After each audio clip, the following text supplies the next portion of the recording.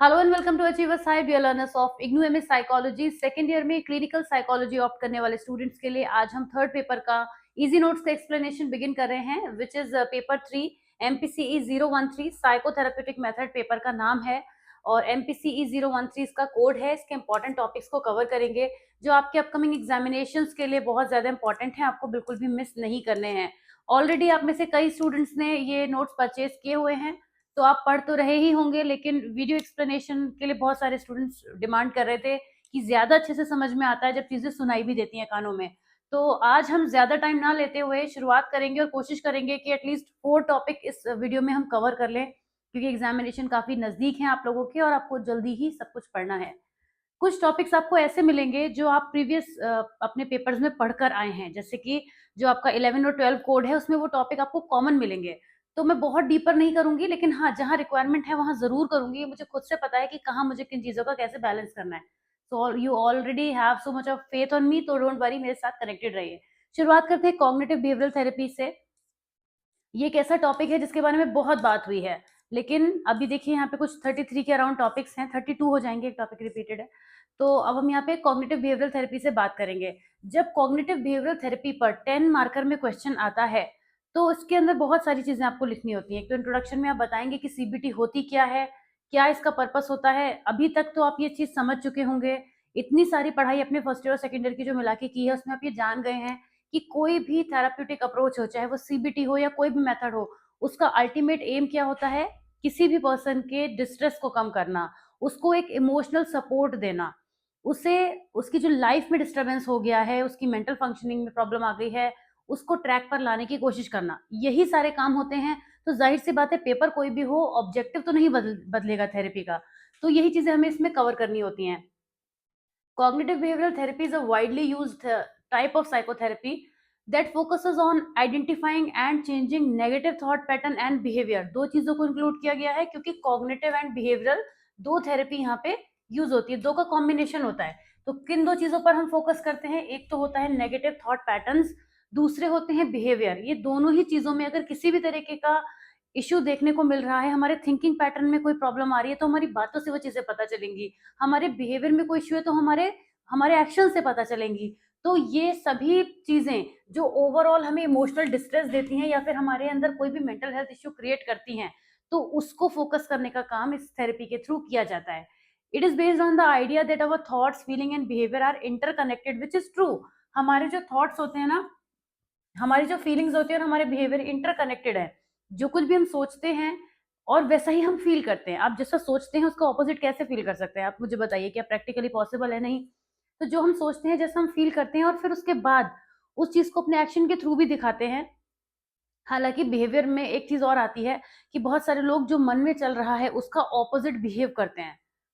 बहुत सारे केसेस में ऐसा होता है, लेकिन हमेशा तो ये पॉसिबल नहीं है। किसी पर्टिकुलर सिचुएशन में आप कर सकते हैं, जैसे आप किसी ऐसी सिचुएशन में फंस गए हैं जहां पे आपको सिचुएशन के ऑपोजिट में बिहेव करना पड़ रहा है, जिससे आप कहीं जाना नहीं चाहते थे, पर आप किसी पार्टी में, किसी ऐसी गैदरिंग में चले गए, सोशल गैदरिंग में जहां आपका मन नहीं है, तो आप वहां पे थोड़ा फेक स्माइल कर सकते हैं, अपना फेक बिहेवियर हो सकता है आपका। इट इज ओके, ये तो एक ह्यूमन बिहेवियर का पार्ट होता है। लेकिन अदरवाइज जो हमारा जनरल है ना, कि अगर हम किसी चीज को देख के खुश होते हैं तो हम हैप्पी रिएक्शंस देंगे ही देंगे, कितना भी कंट्रोल कर ले। इतना तो कंट्रोल करके कोई नहीं चल सकता। तो ये इंटरकनेक्टेड होते हैं। तो जब भी हमारे कोई भी नेगेटिव थॉट पैटर्न दिखेंगे तो वो हमारे इमोशन और बिहेवियर को अफेक्ट करेंगे। यानी कि अगर कोई भी लगातार थिंकिंग में हमारी प्रॉब्लम आ रही है, हम सोचने ऐसा लगे, आप देखिए ना, कोई पर्सन ऐसा होता है, बहुत नेगेटिव थॉट्स होते हैं उसके, तो उसके एक्शन में वो चीजें दिखने लग जाएंगी। आपको कैसे पता चलेगा कि उसके दिमाग में क्या चल रहा है? आप तो उसके बिहेवियर के थ्रू ही जज करेंगे। तो सीबीटी की हेल्प से ऐसे सभी इश्यूज को रिजॉल्व करने की कोशिश की जाती है। तो कौन कौन से वो कॉन्सेप्ट्स हैं सीबीटी के जो हम स्टडी करते हैं, मतलब एज अ स्टूडेंट पहले आप स्टडी करते हैं, एज अ रिसर्चर आप स्टडी करते हैं, या फिर एज अ प्रैक्टिशनर भी आप इन चीजों को अंडरस्टैंड करते हैं जिससे कि अप्लाई कर सकें। सबसे पहले आप समझते हैं कि कॉग्निटिव डिस्टॉर्शंस क्या होते हैं। कॉग्निटिव डिस्टॉर्शन अगर कहीं भी 3 मार्कर में आ जाए तो बहुत अच्छे से लिख के आइएगा, क्योंकि कॉग्निटिव डिस्टॉर्शंस का मतलब होता है कि जो हमारी थिंकिंग का पैटर्न है ना, उसमें कोई डिस्टरबेंस आ गया है, वहां कोई प्रॉब्लम हो गई। डिस्टॉर्शन का मीनिंग क्या होता है? एक लिटरल मीनिंग की बात कर रही हूँ मैं, Hindi to English, English to Hindi वाला। और कॉग्निटिव वर्ड से तो अब तक तो आप 10,000% फेमिलियर है, आई एम श्योर। तो कोई इश्यू नहीं है। तो हमारी जब मेंटल एक्टिविटीज होती है ना, सोचने का तरीका, समझने का तरीका, the way we perceive things, the way we understand things, the way we rationalise things, जब इनमें कोई डिस्टॉर्शन आता है तो वो कॉग्निटिव डिस्टॉर्शन है। सिंपली कॉग्निटिव डिस्टॉर्शन का मतलब हो गया हमारा फॉल्टी थिंकिंग पैटर्न। क्योंकि हम परसीव करेंगे, अंडरस्टैंड करेंगे, डिस्क्रिमिनेट करेंगे, जनरलाइज़ करेंगे। जब जब सब चीज़ें गलत होंगी ना, तो वो एक थॉट की फॉर्म में दिखेंगी। दिखता तो थॉट नहीं है, लेकिन वो बिहेवियर की फॉर्म में बाद में दिखेगा, मगर वो बनेगा पहले थॉट। तो हमारा कॉग्निटिव डिस्टॉर्शन क्या है? ये जैसे कि यहाँ पे बोल रहे हैं कि CBT helps individualise, recognise and challenging distorted thinking pattern. जैसे ओवर जनरलाइज़ेशन करना। अभी मैंने कहा कि हम जनरलाइज़ कर पाते हैं चीज़ों को, ओवर कर देना वो चीज़ें गलत हो जाती हैं।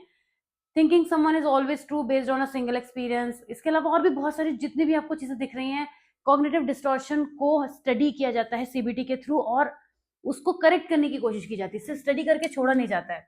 इसी तरीके से जैसे थिंकिंग का पैटर्न होता है, वैसे हमारे बिहेवियर का भी पैटर्न होता है। आप बिहेवियर के पैटर्न को बहुत इजीली अंडरस्टैंड कर सकते हैं। अगर कोई पर्सन किसी सिचुएशन में बहुत ज्यादा डर रहा है, बहुत पैनिक हो रहा है, लेकिन बात बहुत नॉर्मल सी है, तो यानी कि वो अवे फ्रॉम नॉर्मल हो गया। अभी वो नॉर्मल पर्सन नहीं है, वो नॉर्मल बिहेवियर नहीं कर रहा है, तो हम समझ रहे हैं कि उसके बिहेवियर से रिलेटेड कोई इश्यू है। या कोई पर्सन किसी सोशल सिचुएशन में लोगों से बात नहीं करना चाहता, मिलना नहीं चाहता, बोलने से घबराता है, पब्लिक स्पीकिंग में उसको इश्यू आ रहे हैं, किसी भी तरीके का बिहेवियर जो नज़र आ रहा है हमें, वो हम अंडरस्टैंड करते हैं बिहेवियरल पैटर्न में, और सीबीटी उसको भी करेक्ट करने का काम करती है। थॉट बिहेवियर लिंक, मेरे ख्याल से ये तो कोई बात ज़्यादा है नहीं बड़ी कहने वाली, आपको पता ही है कि जो हमारे थॉट्स होते हैं, वो हमारे बिहेवियर से लिंक्ड होते हैं, उनका रिलेशनशिप होता है, और इस रिलेशनशिप को भी हम स्टडी करते हैं। जब हम सीबीटी अप्लाई कर रहे हैं तो ये भी देखते हैं कि कहाँ पे जो थॉट है वो बिहेवियर को इम्पैक्ट कर रहे हैं, बिहेवियर इन्फ्लुएंस्ड हो रहा है थॉट से, उसके हिसाब से चीजें चलती हैं। तो दूसरा तीसरी जो पॉइंट है हमारा थॉट बिहेवियर लिंक, इसको भी हम अंडरस्टैंड करते हैं। सीबीटी में हम टेक्निक्स क्या यूज करते हैं, जो हमने प्रॉब्लम्स देखी हैं अभी ऊपर, उन्हीं का सोल्यूशन निकालते हैं। सबसे पहले अगर कॉग्निटिव डिस्टॉर्शंस है ना, तो उसकी रीस्ट्रक्चरिंग करेंगे। रीस्ट्रक्चर करना, मैंने आपको एक ब्लॉक जो है वो तोड़ तोड़ के दे दिया, आपसे कहा कि वापस से इनको बना के चीजों को करो, तो पहले वो डिस्टॉर्टेड फॉर्म में थे, अब वो रीस्ट्रक्चर्ड होंगे जब आप उन्हें सही से लगाएंगे। तो उसी तरीके से थॉट्स को सही से लगाना, अब this is not a easy thing. जो हमारे साइकोलॉजिस्ट होते हैं, साइकेट्रिस्ट होते हैं, जो भी मेंटल हेल्थ प्रोफेशनल्स होते हैं, उनके लिए restructuring is a big task. ऐसा काम नहीं है कि कोई बहुत आसानी से कर लेगा, ऐसे तो फिर हर कोई दूसरे के थॉट्स को बदल दे, पॉसिबल नहीं है। तो ऐसी टेक्निक्स का यूज किया जाता है जिससे हम पहले आइडेंटिफाई करते हैं कि प्रॉब्लम है कहाँ, बात कितनी ज्यादा सीवियर है। डॉक्टर अगर हमें मेडिसिन देते हैं तो वो यही तो देखते हैं कि हमारी प्रॉब्लम कितनी सीवियर है, राइट। अगर हमें कोई छोटा मोटा फीवर है तो डॉक्टर हमें क्या देंगे, बहुत बेसिक सी मेडिसिन दे देंगे, लेकिन बहुत ज्यादा प्रॉब्लम है तो क्या करते हैं, बहुत सारी दवाइयों का कॉम्बिनेशन भी होता है। तो उसी तरीके से यहाँ पे हम आइडेंटिफाई करते हैं कि कौन कौन से वो थॉट पैटर्न्स हैं, कौन कौन सी वो थिंकिंग है, क्या वो बातें हैं जो पर्सन की पर्सनैलिटी में इशू क्रिएट कर रही हैं। तो कॉग्निटिव रीस्ट्रक्चरिंग का हम प्रोसेस करते हैं। इसी तरीके से है बिहेवियरल एक्टिवेशन। बिहेवियरल एक्टिवेशन में क्या होता है, ये एनकरेज करता है इंडिविजुअल को पॉजिटिव गोल ओरिएंटेड एक्टिविटीज में, जिससे कि वो अपने बिहेवियर को मॉडिफाई करे। कोई भी पर्सन जिसके बिहेवियर में किसी भी तरीके का इश्यू है, तो उसके संग हम डिफरेंट बिहेवियरल टेक्निक्स अप्लाई कर सकते हैं। सीबीटी में बिहेवियर से रिलेटेड वो सभी टेक्निक्स आती हैं जो उसका एक पार्ट हो सकती हैं। मतलब बिहेवियर को मॉडिफाई करने के लिए जितनी चीजें आपने सुनी है, आपने रीइंफोर्समेंट सुना है, आपने एसोसिएशन मेथड सुने होंगे, आपको पता है कि बहुत सारी इस तरीके की टोकन इकोनॉमी होती है, मॉडलिंग होती है, जो भी बिहेवियर के मेथड्स हैं वो सब यूज किए जा सकते हैं किसी भी पर्सन को उसके बिहेवियर को इम्प्रूव करने के लिए। तो उसके बिहेवियर को एक्टिवेट किया जाता है। एक्सपोजर थेरेपी, एक्सपोजर थेरेपी में क्या होता है, it's a kind of therapy, पढ़ा है आपने ऑफ कोर्स, फिर भी मैं बता देती हूँ शॉर्ट में कि बिहेवियर एक्सपोजर थेरेपी में हम किसी भी पर्सन को उसके उस फियर के करीब लेकर आते हैं जिससे उसे डर लगता है, जिस सिचुएशन से उसे डर लगता है, उसको उसके पास लेके आते हैं। लेकिन ऐसा नहीं है कि किसी को हाइट से डर लगता है तो आप उसको 10 मंजिल पे ले जाके धक्का दे देंगे, ऑब्वियसली नॉट। आई नो कि ये सिली साउंड कर रहा है, बट बात तो ठीक है ना, एग्जाम्पल के तौर पर, कि हमें उस पर्सन को एक हायरार्की में लेके चलना है और स्टेप्स वाइज चलना है। अब ये exposure therapy not everyone is going to follow, आप किसी के साथ नहीं इम्प्लीमेंट कर सकते, इसको भी सिस्टमेटिक वे में लेके चला जाता है। माइंडफुलनेस, ये एक बहुत बेसिक सी चीज है। माइंडफुलनेस अपने आप में भी एक चीज है, सीबीटी में इसका यूज होता है, क्योंकि पर्सन के मन को शांत करने के लिए उसको एक माइंडफुलनेस थेरेपी दी जाती है, जिसके अंदर वो पर्सन सीखता है कि कैसे वो अपनी ही सेंसेस को कंट्रोल कर सकता है, अपने थॉट्स को कैसे, चैलेंजिंग थॉट्स जो आ रहे हैं उसके मन में, उनको रोक सकता है। तो ये सब चीजें वो सीखता है। बात करें कि सीबीटी का एप्लीकेशन कहाँ कहाँ होता है, तो बहुत सारे वैरायटी ऑफ इश्यूज हैं जहाँ सीबीटी यूज होते हैं, लेकिन ये कॉमन है जो आप पढ़ रहे हैं। कभी भी जान लीजिए, डिप्रेशन, एंजाइटी, ओसीडी, पीटीएसडी, इन सभी में सीबीटी का यूज होता है, तो आप मेंशन करेंगे, राइट। छोटी सी बात है ये, ज्यादा कुछ डिटेलिंग नहीं करूंगी इसकी मैं। सीबीटी कितनी इफेक्टिव होती है? सीबीटी बहुत ज्यादा इफेक्टिव है, क्योंकि इसकी हेल्प से variety of mental health problems को सॉल्व किया जा सकता है। इसको तब ज्यादा प्रेफर किया जाता है, इसकी स्ट्रक्चर्ड वे में ये बनी है, इस वजह से गोल ओरिएंटेड अप्रोच है। मतलब हम इसमें सोच के चलते हैं, प्लानिंग करके चलते हैं कि कहाँ तक हमें जाना है, किन चीजों पे हमें वर्क करना है, तो गोल ओरिएंटेड ये है। इसके अलावा ये इंडिविजुअल और ग्रुप थेरेपी सेटिंग्स में यूज हो सकती है सीबीटी, इसकी कैरेक्टरिस्टिक भी हो गई। CBT typically last for a shorter period compare to other form of psychotherapy. ज्यादातर साइकोथेरेपीज जो है वो बड़ी बड़ी होती हैं, उनमें बड़ी बड़ी चीजें चलती हैं, लेकिन सीबीटी में चीजें थोड़ा लिमिटेड होती हैं। सीबीटी जो है एक पावरफुल टूल है, क्योंकि इसकी हेल्प से बहुत सारे जो भी आप इसकी कैरेक्टरिस्टिक के फॉर्म में लिखते हुए इसको डिफाइन करना चाहें, वो सभी पॉइंट्स आप जो पढ़ा है ना आपने, उसी में से पिक करके समराइज करेंगे। ठीक है ना, जो आपने चीजें पहले लिखी हैं उसी को समराइज करेंगे अपने आंसर में। नेक्स्ट पे हम आ जाते हैं, solution focused therapy and intervention used. Counselling psychology में भी बहुत था ये टॉपिक, बहुत पूछा गया है, तो यहाँ भी हम पढ़ेंगे इसको। फिलहाल आपने तो काउंसलिंग का सिलेबस नहीं पढ़ा होगा, तो आपके लिए तो नई चीज हो सकती है। सोल्यूशन फोकस्ड थेरेपी, जिसको हम एसएफटी भी बोलते हैं, ये एक short term goal oriented psychotherapy होती है, जो सोल्यूशंस को फाइंड आउट करने में ज्यादा फोकस करती है और पास्ट के पीछे नहीं लगती। सोल्यूशन जब भी हम किसी चीज का सोचेंगे ना, तो फ्यूचर की बात करेंगे कि आगे हम क्या कर सकते हैं, कैसे बेहतर बना सकते हैं। लेकिन जब हम पास्ट पे जाते हैं, पास्ट में हम कौन सी थेरेपी में जाते हैं? साइकोडायनामिक में जाते हैं। वहां पे हम पास्ट की चीजों पे डिगिंग करते हैं, चाइल्डहुड इश्यूज क्या थे, या अनकॉन्शियस में क्या चीजें हैं, क्या प्रॉब्लम है, पास्ट में जाते हैं। लेकिन यहाँ पर जो हमारी सोल्यूशन फोकस थेरेपी है, इसमें हम प्रेजेंट पे बात करते हैं, साथ साथ उसके फ्यूचर आउटकम्स पे भी बात करते हैं, केवल प्रेजेंट तक लिमिटेड नहीं रह सकते। इसके अलावा हम ये भी जानने की कोशिश करते हैं कि जो चीजें प्रॉब्लम कर रही हैं वो क्या है। ऐसा नहीं है कि हम उसके कॉज पे बात नहीं करेंगे, बिना कॉज पे बात किए आगे नहीं बढ़ सकते, लेकिन सिर्फ पास को डिग करते रहना इस थेरेपी में नहीं होता है।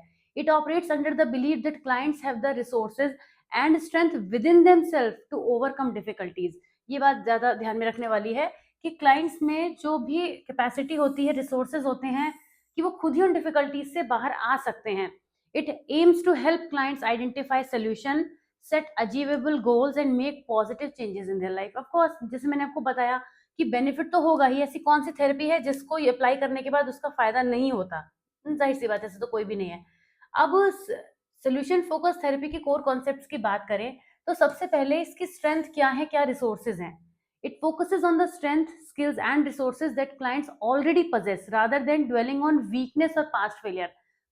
पीछे उसके संग क्या प्रॉब्लम्स थी, कहाँ पर वो फेल हुआ, इन पर फोकस ना करके क्या वो कर सकता है चीजों को बेहतर बनाने में। देखिए, सोल्यूशन फोकस्ड है ना, तो जाहिर सी बात है एक अप्रोच ही ऑप्टिमिस्टिक हो जाती है कि आप आगे क्या बेहतर कर सकते हैं, चीजों को कैसे कर सकते हैं। तो क्या उसकी एबिलिटीज हैं, क्या उसके पास जो भी चीजें उसने लाइफ में अचीव की हैं, वो रिसोर्सेज उसकी तरह काम करेंगे। हमेशा ध्यान रखिए कि रिसोर्सेज स्ट्रेंथ का मतलब ये होता है हमारे पॉजिटिव चीजें जो हमारे पास हैं। हम वो पॉजिटिव चीजें कुछ भी हो सकती हैं, कोई टेंजेबल सपोर्ट हो सकती है, हमारे कोई फ्रेंड्स हो सकते हैं, हमारी फैमिली हो सकती है, किसी भी पर्सन के लिए वो चीज कुछ भी हो सकती है।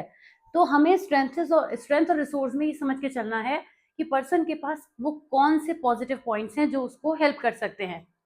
फ्यूचर ओरिएंटेड, ये तो है ही, इसमें ये तो एक बात कहने वाली भी नहीं है, क्योंकि ये जो थेरेपी है वो पास्ट पे फोकस ना करके फ्यूचर पे करती है, तो सोल्यूशन की बात करती है। गोल सेटिंग, इस थेरेपी में हमें ये हाईली गोल फोकस्ड है, क्योंकि ये स्पेसिफिक हो जाती है। It is clients are encourage to define specific concrete and realistic goal they wish to achieve in a relatively short period. तो जो सोल्यूशन फोकस थेरेपी है वो काफी ज्यादा कहना चाहिए कंसाइज हो जाती है। Collaboration, the therapist and client work as a team. Dictatorship नहीं होती है यहाँ पे थेरेपिस्ट की, बल्कि वो क्लाइंट के साथ मिलकर उस सोल्यूशन फाइंड आउट करने की कोशिश करते हैं कि कैसे हम चीजों को बेहतर बना सकते हैं। बात यह है कि सोल्यूशन फोकस थेरेपी में वो कौन सी इंटरवेंशंस हैं या वो कौन सी टेक्निक्स यूज होती होंगी जिससे ये थेरेपी इतनी अच्छी बन के आती है, ये इसके आउटकम जो है वो पॉजिटिव पॉजिटिव रहते हैं, पूरा प्रोसेस पॉजिटिव लगता है। सबसे पहले इसमें आता है मिरेकल क्वेश्चन। अगर कभी भी आपसे मिरेकल क्वेश्चन अलग से पूछ लिया जाए तो आप लिख सकते हैं, बड़ी सिंपल बात है, ये कुछ बहुत बड़ी इसमें रॉकेट साइंस नहीं है। This is one of the most famous techniques in solution focused therapy. It asks the client to imagine that a miracle happened overnight and their problem was solved. The therapist then asks the client to describe what would be different in their life. इसमें आगे बढ़ने से पहले मैं आपसे एक छोटी सी चीज पूछती हूँ कि क्या आपने कभी ये सोचा है कि अगर हम किसी पर्सन को इस तरह का कोई सिनेरियो देते हैं तो वो पर्सन जो होगा ना वो वही आंसर करेगा जो वो खुद के लिए उस सिचुएशन में सोच सकेगा। ये नेगेटिव पॉजिटिव कोई मिरेकल सिचुएशन हो, कोई भी किसी भी टाइप की सिचुएशन हो, कोई भी पर्सन जो होता है ना वो वही आंसर करता है जहां पर वो खुद को रख सके, क्योंकि सबसे बड़ी दुनिया जो है ना वो हमारे अराउंड है। आपने पूरी दुनिया नहीं देखी है, किसी ने भी पूरी दुनिया नहीं देखी है, तो वो जो दुनिया बिल्ड है ना हमारे आसपास वो हमारे ही चारों तरफ की है। तो हम उतना ही रेंज में जा पाएंगे जहां तक हम कभी गए होंगे या कभी हम सोच सकेंगे। आप किसी बात को डिस्क्राइब करेंगे तो उसी बेसिस पे तो करेंगे जितनी आपको नॉलेज होगी। क्या आप अपनी नॉलेज के बाहर जाके बता सकते हैं? तो जिस तरीके से आप इन्फॉर्मेशन को नहीं बता सकते उसी तरीके से आप इस तरीके की सिचुएशन में भी आंसर नहीं कर सकते।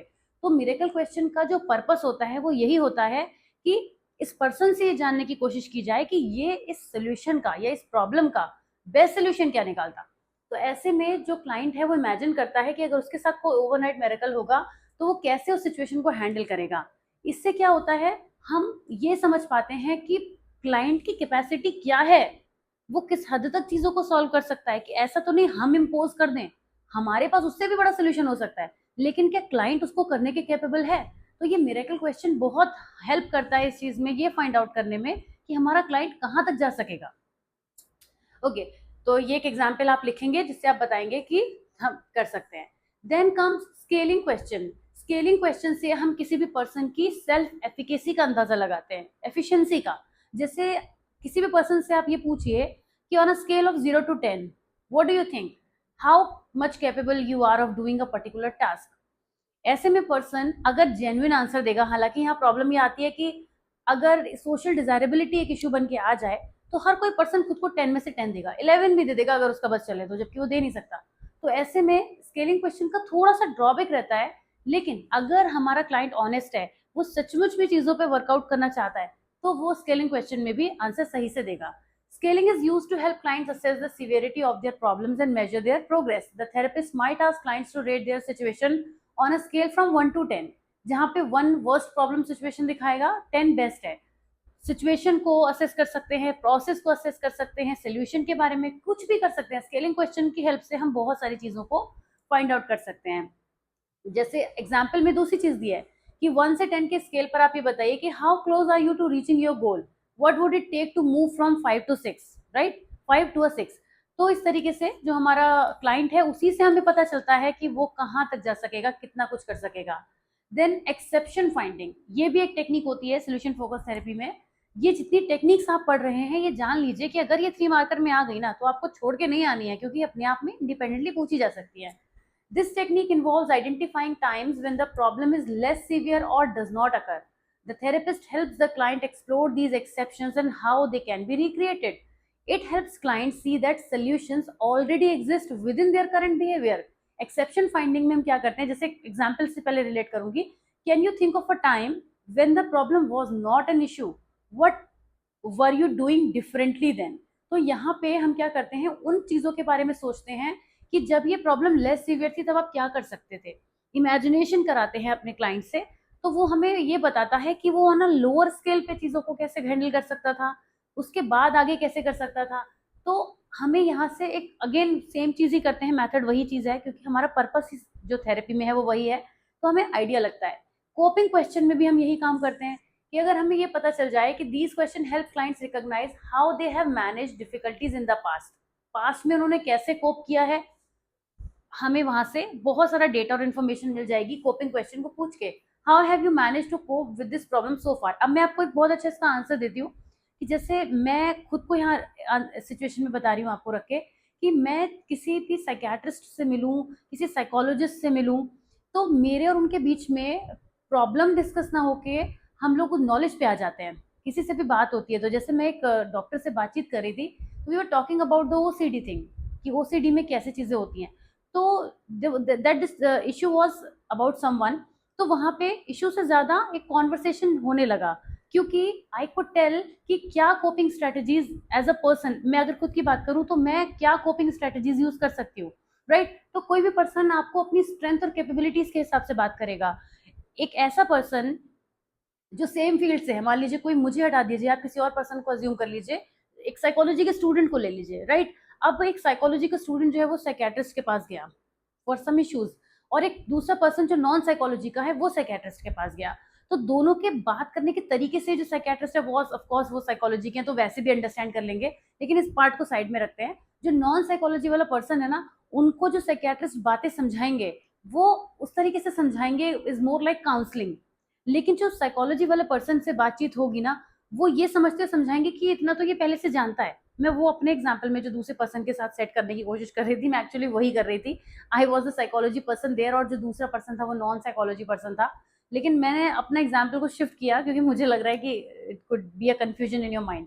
तो आप समझिएगा मेरी बात को कि एक साइकोलॉजी वाले पर्सन से जब साइकेट्रिस्ट डील करेंगे उनकी प्रॉब्लम के बारे में, तो वो ये जानते होंगे कि इसको पर्सन को ऐसी नॉलेज है।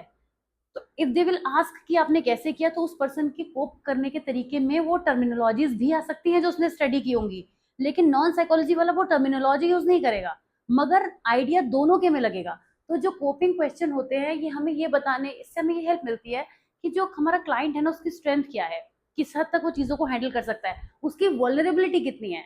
जैसे नॉन साइकोलॉजी वाले को देखकर ये अंदाजा लगेगा कि ये सिचुएशन को पता नहीं हैंडल कर पाता है, नहीं कर पाता है, जो भी हो, तो कुछ भी हो सकता है, अभी किसी के बारे में क्या कह सकते हैं। ओके फाइन, आगे बढ़ते हैं पॉजिटिव कॉम्प्लीमेंट्स की तरफ। जो थेरेपिस्ट होते हैं वो पॉजिटिव रीइंफोर्समेंट देते हैं जिससे कि क्लाइंट एनकरेज हो, क्योंकि ये हमारी बहुत ही ज्यादा पॉजिटिव अप्रोच है। सोल्यूशन फोकस्ड थेरेपी सोल्यूशन पे फोकस करेगी तो आगे बढ़ाएगी क्लाइंट को, क्योंकि हमें तो क्लाइंट से बहुत सारी हेल्प चाहिए, तो उसको मोटिवेट भी करना जरूरी है। तो पॉजिटिव कॉम्प्लीमेंट्स यहाँ पे वर्क करते हैं, और ये पॉजिटिव कॉम्प्लीमेंट्स तो आप लाइफ में कहीं भी यूज कीजिए, आप देखेंगे ये जब भी यूज होते हैं ना पॉजिटिव कॉम्प्लीमेंट्स, ये सोल्यूशन की तरफ लेके जाते हैं। नेगेटिव कॉम्प्लीमेंट्स आपको प्रॉब्लम फोकस थेरेपी बना देंगे, सोल्यूशन की जगह पे वो प्रॉब्लम क्रिएट कर देंगे। लेकिन जब भी आप किसी को पॉजिटिव कॉम्प्लीमेंट्स देंगे, उनके वर्क के लिए उनको अप्रिशिएट करेंगे, एक पॉजिटिव नोट पे बात करेंगे, तो जो पर्सन है ना, वो उसके अंदर एनर्जी का डेवलपमेंट होगा, उसके अंदर बहुत खुशी अंदर से उसको फील होगी, तो वो चीज़ों को बेहतर करेगा। तो सोल्यूशन फोकस थेरेपी कितनी इफेक्टिव है? बहुत ज़्यादा इफेक्टिव है, क्योंकि यहाँ पे हम जो क्लाइंट्स की हेल्प से चीज़ों को सॉल्व करने की कोशिश करते हैं। इससे हम depression, anxiety, relationship problem, stress management, ऐसे बहुत सारे इश्यूज हैं जिनको सॉल्व कर सकते हैं। While it may not be suitable for deep rooted psychological issues, it offers a practical approach. क्यों नहीं है ये? इस बात को सोचिए आप कि ये क्यों नहीं है suitable deep rooted psychological issue के लिए। क्योंकि कई बार मेंटल स्ट्रेंथ जो है ना, वो इतनी डाउन हो जाती है किसी किसी डिसऑर्डर में, अगर सिजोफ्रेनिया की बात करें तो वो यहाँ पे इंक्लूड नहीं होगा, क्योंकि आप जो क्लाइंट आपके पास आया है ना, वो इतनी वल्नरेबल सिचुएशन में है कि आप उससे कुछ नहीं निकलवा पाएंगे, प्रॉब्लम हो जाएगी बहुत ज्यादा। आप अगर उसकी स्ट्रेटेजीज पे बात करेंगे, उसकी स्ट्रेंथ पे बात करेंगे, तो वो उस कंडीशन में नहीं है। तो ये अप्लाई भी तभी होगी जब हमारे सामने क्लाइंट उस कंडीशन में हो कि वो हमें बता सके कि वो कोपिंग स्ट्रेटेजीज क्या फॉलो कर पा रहा है। तो समझिएगा इस चीज को कि हम बहुत डीप रूटेड में हम नहीं जा पाते हैं। बट अदरवाइज ये जो थेरेपी है, जो काउंसलिंग में बहुत काम आती है, अगर एक जनरल काउंसलिंग है वहां पे बहुत हेल्प मिलती है इससे, और एक टॉक थेरेपी के सेंस में भी इसमें बहुत सारी चीजें यूज हो जाती हैं। अब आते हैं नेक्स्ट टॉपिक पे, which is characteristics of behaviour modification. Behaviour modification जो नाम है ना, आप मुझे, मैं अब क्लास मेरी होती यहाँ पे रियल क्लास, तो मैं तो स्टूडेंट्स को उठाकर खड़ा करके जरूर पूछती कि भाई बताइए इस टर्मिनोलॉजी का क्या मतलब है, बट अभी अज्यूम कर लेती हूँ कि आप जानते हैं क्योंकि पढ़ाया भी मैंने ही है। बिहेवियर मॉडिफिकेशन का मतलब होता है बिहेवियर में चेंज आना फॉर अ गुड कॉज, अच्छी तरीके से चीजों का बदलना। तो ये एक थेराप्यूटिक अप्रोच है जो लर्निंग थ्योरी के प्रिंसिपल्स को यूज करती है। किस लिए? To change unwanted behaviour and reinforce desirable one. किसी पर्सन के अंदर, किसी बच्चे में, किसी बड़े में, या किसी भी पर्सन में कुछ ऐसे बिहेवियर्स हैं जो हम चाहते हैं कि नहीं हो, वो अनवांटेड बिहेवियर्स हैं, लेकिन उनको कन्वर्ट करना है to some positive and good behaviours, तो उसके लिए बिहेवियर मॉडिफिकेशन यूज होता है। बिहेवियर मॉडिफिकेशन पेरेंट्स अपने बच्चों के साथ बहुत यूज करते हैं, बिना ये जाने कि ये क्लिनिकल साइकोलॉजी का भी कोई एक टॉपिक है, क्योंकि जरूरी नहीं है। साइकोलॉजी बहुत लोग यूज कर रहे हैं, सभी यूज कर रहे हैं, तो हर कोई पढ़ नहीं रहा है, पर प्रैक्टिकल है साइकोलॉजी बहुत ज्यादा। तो बिहेवियर को मॉडिफाई करना इज सिंपली बिहेवियर मॉडिफिकेशन, पर इतनी क्विक लाइन हम नहीं लिखेंगे क्योंकि हम अपने सिलेबस में से पढ़ रहे हैं। फिलहाल कुछ की कैरेक्टरिस्टिक्स पे बात कर लेते हैं। जो बिहेवियर मॉडिफिकेशन है वो ऑब्जर्वेबल एंड मेजरेबल ट्रेट्स पर ही वर्क करेगा, राइट क्योंकि आपको पता है बिहेवियर दो टाइप का होता है, overt behaviour and covert behaviour. Internal भी होता है जिसको हम नहीं देख सकते बट वो हमें इम्पैक्ट करता है। तो ऐसा बिहेवियर जो ऑब्जर्वेबल है, जिसे हम देख सकते हैं, जिसकी हम प्रोग्रेस ट्रैक कर सकते हैं, जिसकी इफेक्टिवनेस का आइडिया दे सकते हैं, उस बिहेवियर पर ही हम बिहेवियर मॉडिफिकेशन को अप्लाई कर सकते हैं। इसमें हम देखेंगे कि ये गोल ओरिएंटेड होता है, इसमें specific, clear and measurable goals decide होते हैं, यानी कि हम क्या चीज करेंगे जिससे चीजें बदलेंगी, तो हम ये गोल लेके चलते हैं। ये लर्निंग पे फोकस करता है। कोई भी इंसान अगर बदलता है ना, तो वो कुछ सीखता है, कुछ सीखता है तो उससे बदलता है। आप देखिए, आपने फर्क देखा होगा, जो बहुत वेल क्वालिफाइड लोग होते हैं अपनी लाइफ में 40+ आप देखेंगे, 50+ होंगे, पढ़ रहे हैं, पढ़ा रहे हैं, नॉट जस्ट हमेशा पढ़ा रहे हैं की बात नहीं करूंगी, फिर तो हर कोई टीचिंग की लाइन में आ जाएगा। जो लोग बहुत क्वालिफाइड होते हैं, बहुत जिनकी एजुकेशन बहुत अच्छी होती है, जिन्होंने बहुत अच्छे से चीज़ों को पढ़ा होता है, सिर्फ मैं यहाँ पे लर्निंग को किताबों से नहीं जोड़ रही हूँ कि अगर किसी ने बहुत सारी डिग्री ले ली तो वो बहुत इंटेलिजेंट पर्सन है, नहीं। एक्सपीरियंसेस की वजह से भी होते हैं, पर वो आपको लोग अलग दिखेंगे, उनके बिहेवियर में आपको चीज़ें बहुत डिफरेंट दिखेंगी एज कम्पेयर टू दोज जो आपको कम पढ़े लिखे लोग दिखेंगे। वैसे भी सिंपल कंपैरिजन है, एक लिटरेट और एक इलिटरेट पर्सन को देख लीजिए, फिर मेरी बात यहाँ पे खुद ही जस्टिफाई हो जाती है। तो लर्निंग पे फोकस करते हैं ये because behaviour are considered learn through reinforcement and punishment. जो भी हमारे अंदर बिहेवियर डेवलप होता है वो किसी रीइंफोर्समेंट की वजह से हो सकता है, प्यार से हो सकता है, डर से हो सकता है, भय से। तो उस केस में हम कहते हैं कि ये लर्निंग पर फोकस करती है। यहाँ पे रीइंफोर्समेंट का यूज होता है, ऑफकोर्स बिहेवियर मॉडिफिकेशन। अच्छा, एक चीज आगे बढ़ने से पहले मैं आपको ये बता दूं कि ये जो बिहेवियर मॉडिफिकेशन टर्म है ना, ये बिहेवियरिज्म से जुड़ी हुई है। और जब मैंने ये बात कह दी ना, तो मुझे नहीं लगता कि आप में से कोई भी ऐसा होगा जिसके बारे में खुद से ना लिख सके। जो चीज बिहेवियरिज्म से जुड़ गई है, इसका मतलब बिहेवियरिज्म में आने वाली सभी टेक्निक्स इसका ऑटोमेटिक इसका पार्ट बन गई। चाहे वो एसोसिएशन हो, चाहे वो पनिशमेंट हो, नेगेटिव पनिशमेंट हो, पॉजिटिव पनिशमेंट हो, डिफरेंट टाइप ऑफ री हो, कुछ भी।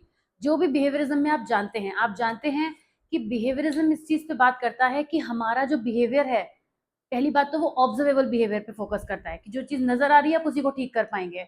दूसरी बात, हमारा जो बिहेवियर है वो हमारे रिस्पॉन्स के थ्रू एग्जिबिट होता है। रिस्पॉन्स को ये बेसिक यूनिट मानते हैं, जैसे मैथ्स में होती है ना बेसिक यूनिट किसी चीज की, मेजरमेंट की, उसी तरीके से साइकोलॉजी में, बिहेवियरिज्म में रिस्पॉन्स को यूनिट मानते हैं कि जब पर्सन रिस्पॉन्स देगा तभी उसका बिहेवियर दिखेगा।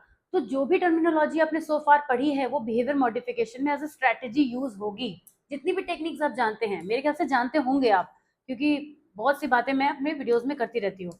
तो रीइंफोर्समेंट का भी यूज होगा। अब फिर यही वाली बात शॉर्ट में हो जाती है कि किसी भी टाइप का रीइंफोर्समेंट हम इसमें यूज करते हैं। Behavioural focus, this emphasis on changing the behavior itself rather than focusing on internal thought and emotion। यहाँ पे बिहेवियर को चेंज करने की बात होती है, हम इंटरनल चीजों पे फोकस नहीं कर सकते। ऐसी कोई भी चीज जो ऑब्जर्वेबल ही नहीं है उसको आप कैसे बताएंगे कि वो कितनी सही है या गलत। Consistent and systematic behaviour modification involves consistent application of technique like reinforcement, punishment. ऐसे जो स्ट्रेटेजीज यूज होती हैं वो सिस्टमेटिक होती हैं। चाहे आप सिस्टमेटिक डिसेंसिटाइजेशन की बात कर लीजिए, मेरे ख्याल से ये टॉपिक मैं क्लिनिकल के तीनों पेपर में और काउंसलिंग, क्लिनिकल का तो चलिए मैंने आज ही स्टार्ट किया है, मगर काउंसलिंग के तीनों पेपर में जरूर मैंने जिक्र किया है, क्लिनिकल के भी प्रीवियस 2 में जिक्र किया है। इसके अलावा environmentally influenced, it recognises that behaviour are influenced by the environment including external trigger and reinforcement. जो भी हमारा एक्सटर्नल एनवायरमेंट है उससे भी हमारा बिहेवियर मॉडिफाई होता है। जैसे एक बच्चा जो ऐसी फैमिली में रहता है जहाँ बहुत प्यार से सब रेस्पेक्ट से एक दूसरे से बात करते हैं, तो आपको उसके बिहेवियर में वैल्यूज दूसरे बच्चों से ज्यादा दिखेंगे, एटिकेट्स दूसरे बच्चों से ज्यादा दिखेंगे।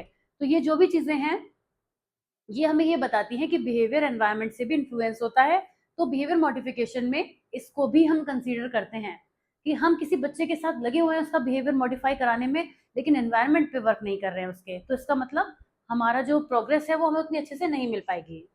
अब इस वीडियो में हम आगे बढ़ते हैं। बिहेवियर मॉडिफिकेशन की टेक्निक वही है, उनको थोड़ा डिटेल कर दिया है। अभी तक ये दोनों टॉपिक जो है वो कंबाइन होकर भी आपको कहीं मिल सकते हैं कि what is behaviour modification and which techniques are used in behaviour modification. तो कोलैबोरेशन हो जाएगा दोनों चीजों का।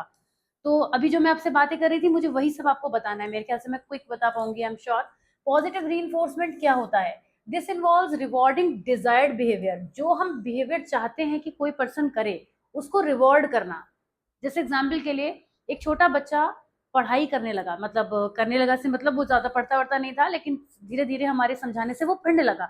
तो हमने क्या किया, हमने उसके बिहेवियर के लिए उसको अप्रिशिएट किया, तो चॉकलेट दी, उसे कुछ और दिया, मतलब वी कैन गिव एनीथिंग। तो उस बेसिस पर हमने उसको पॉजिटिवली रीइंफोर्स किया, तो उससे क्या होगा, it will increase the likelihood of those behaviours being repeated, उस काम के रिपीट होने के चांसेस बढ़ जाएंगे। देखिए यहाँ पे कुछ सिमिलर ही एग्जाम्पल निकल आया है, तो इस तरीके से हम करेंगे, राइट। फिर दूसरा हम क्या बात कर सकते हैं, दूसरा है हमारा नेगेटिव रीइंफोर्समेंट। यहाँ पे ये कैसे डिफरेंट होगा पॉजिटिव से, this will involve removing an unpleasant stimulus to encourage a behaviour. ये पनिशमेंट नहीं है, लेकिन ये किसी भी पर्सन को थोड़ा सा डिस्कम्फर्ट से बाहर निकालने की बात है। Reducing the number of course for a child who does them consistently. कोई भी काम अगर बच्चा करता है कंटिन्यूअसली, तो उसका हम उसका वर्कलोड उसमें कम कर दें, तो वो हमारा नेगेटिव रीइंफोर्समेंट हो गया। रीइंफोर्समेंट चाहे पॉजिटिव हो चाहे नेगेटिव, उसका आउटकम हमेशा पॉजिटिव होता है, ये मैंने कई बार कहा है आपसे। पनिशमेंट में क्या होता है, punishment involves applying an unpleasant stimulus और removing a pleasant one to reduce the likelihood of behaviour. Taking away a toy when a child misbehaves. जब बच्चा कुछ भी तरीके का मिसबिहेवियर कर रहा है, तो कुछ ऐसा करना जो कि हो तो नेगेटिव, लेकिन अल्टीमेट रिजल्ट हमें क्या मिले, पनिशमेंट से भी पॉजिटिव मिले। जब भी आप किसी स्टूडेंट को लेट आने के लिए पनिशमेंट देते हैं, फॉर लेट्स से कि बच्चा अगर क्लास में लेट आया, तो आपने कहा कि आप 10 मिनट तक बाहर खड़े रहोगे, तो यहाँ पे दोनों चीजें नेगेटिव है। वो देर से आया, ये एक नेगेटिव एक्ट हुआ, इसके लिए आपने उसको पनिश किया, बाहर खड़ा कर दिया, ये भी एक नेगेटिव एक्ट हुआ। अब इसका आउटकम क्या होगा, अगले दिन बच्चा टाइम से आएगा। अब अगर उसको बाहर ही मजा आने लग जाए क्लास के, तो अलग बात है, लेकिन अदरवाइज हमारा जो आउटकम निकल के आएगा वो पॉजिटिव आएगा।